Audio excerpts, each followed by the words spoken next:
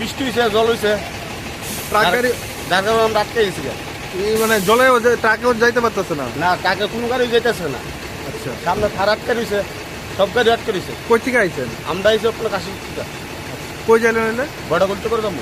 এটা কোন জায়গা? এটা রবীন্দ্র ভবন। সব দিকে জল আছে? সব দিকে চন্ডপুর আরো বেশি।